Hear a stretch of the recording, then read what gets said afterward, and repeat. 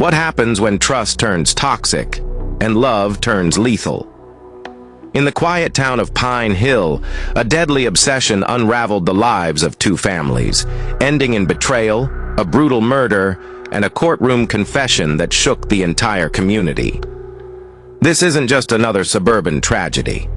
This is the story of how a seemingly harmless thrill spiraled into a nightmare no one could escape.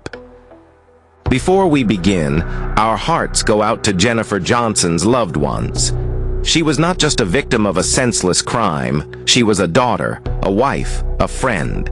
A vibrant woman who saw the danger and tried to escape it. Her strength deserves to be remembered. Her story deserves to be heard. This is True Crime Diaries, where every case reveals the darkness behind closed doors. If you're into real stories that keep you up at night, like, comment, share, and hit that subscribe button. Let's get into it. Nestled among tree-lined streets and pristine lawns, Pine Hill was the kind of place where people left their doors unlocked and knew their neighbors by name. But beneath the manicured calm, a storm was quietly brewing. Daniel Garner, a charming architect, and his wife Linda, a beloved schoolteacher, lived what seemed like a picture-perfect life. Down the street lived Mark and Jennifer Johnson. Mark was a successful financial advisor, and Jennifer, striking, magnetic, was known and adored throughout their circle. The two couples became fast friends, bonding over barbecues, vacations, and a shared love for unconventional excitement. At first, it was innocent. Dinner parties, game nights, deep conversations. But one evening, fueled by wine and curiosity, a new element entered their friendship, wife swapping. It started as a thrill, something that added spice and intrigue to their otherwise ordinary lives. Boundaries were set, rules were agreed upon, and at first, everything seemed fine. But Daniel had a secret. He wasn't in it for the thrill. He was falling for Jennifer. At first, it was subtle. Extra glances, lingering conversations, subtle compliments. Then came the excuses to see her alone, helping out with things Mark normally handled, dropping by unannounced. At first, Jennifer was flattered, but soon, that attention began to feel different, uncomfortable, possessive. Linda noticed too. Her husband, once affectionate and attentive, had grown distracted, moody. She confronted him. He brushed her off, told her she was imagining things, but she wasn't. Neither was Jennifer. Jennifer tried to set boundaries. She pulled back, tried to cool things off, but Daniel was in too deep. He wasn't just infatuated, he was obsessed. He started showing up at her yoga class, sending late-night texts, even lurking outside her workplace under the guise of coincidence. Jennifer, growing increasingly afraid, confided in Mark. But Mark, unaware of how far things had gone, dismissed it, said Daniel was just intense, emotional. Jennifer turned to Linda, hoping she'd understand. Linda listened, and deep down, she did understand.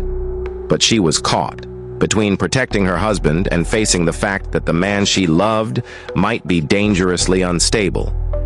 The couples planned a getaway to a lakeside cabin, a final attempt to restore the normalcy they once had. But the isolation only fueled Daniel's fixation. One night by the fire, Daniel turned to Jennifer and said the words that made her blood run cold. "Let's leave all of this behind. Just you and me. We could start over." Jennifer froze. She excused herself and went to bed. Linda had overheard. She confronted Daniel again.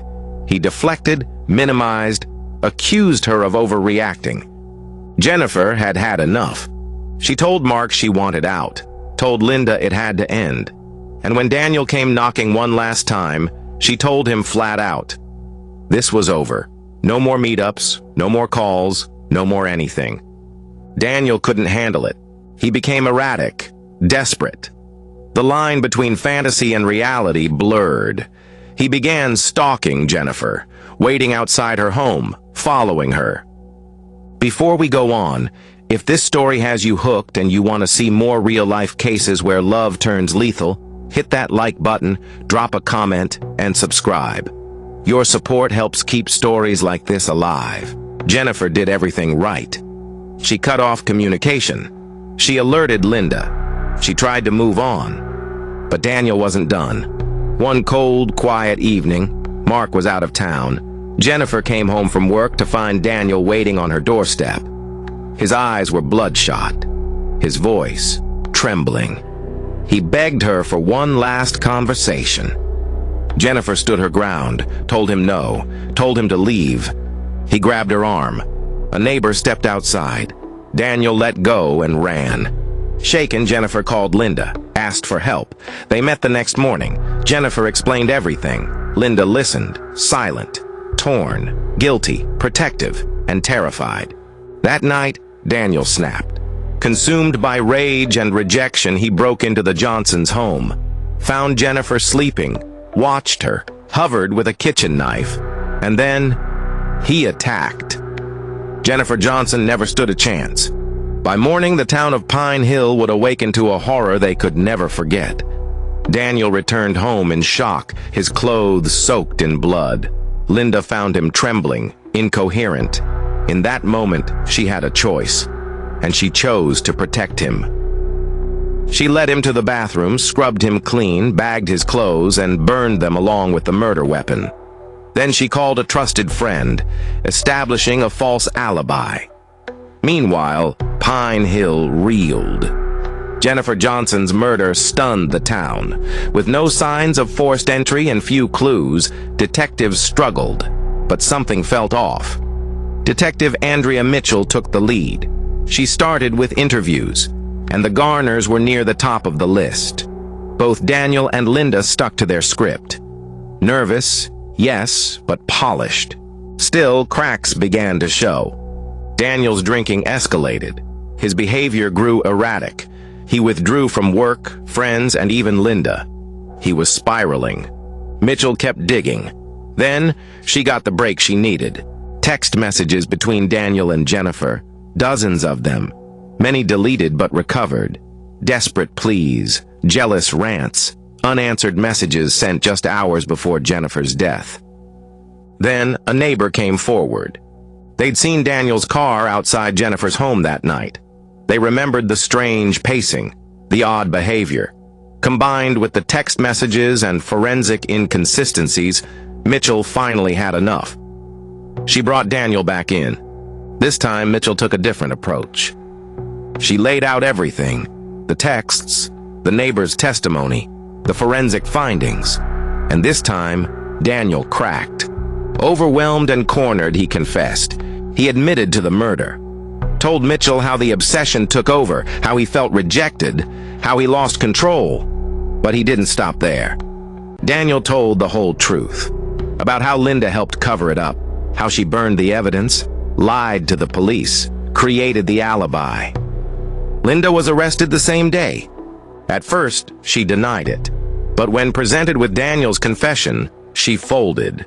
Claimed she was scared, said she didn't want to lose everything, said she was just trying to protect the man she loved. The trial rocked Pine Hill. The courtroom was packed. The media frenzy was relentless. And as Daniel stood trial for first-degree murder, Linda was charged with obstruction and being an accessory. Daniel received life in prison without parole. Linda was sentenced to 15 years, with the possibility of parole after 10. Mark Johnson never returned to that house. He left Pine Hill for good, moved to a new city, started over. But the scars, emotional, psychological, never fully healed. This wasn't just a story about obsession. It was about the thin line between fantasy and reality, about the secrets people keep in their homes, and the devastating price they sometimes pay to keep them. This was the murder of Jennifer Johnson. If you found this story gripping, subscribe to True Crime Diaries. Hit the bell icon so you never miss an upload. And remember, behind every closed door, there's a story waiting to be told. This is True Crime Diaries, where every story has a pulse.